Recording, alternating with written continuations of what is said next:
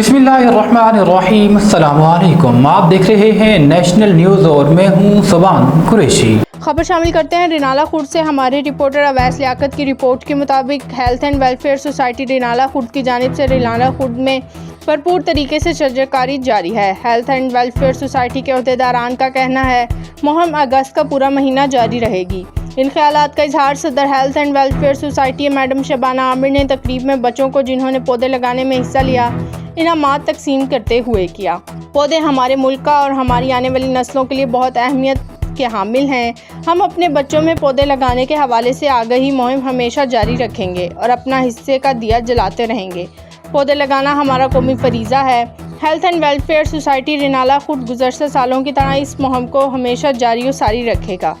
तकरीब में assistant director social welfare Chaudhry Shafiq, doctor Amir Sohail, miss Nausheen, madam Maryam, मेहमान खुसूसी नयाज और दीगर शख्सियात ने शिरकत की।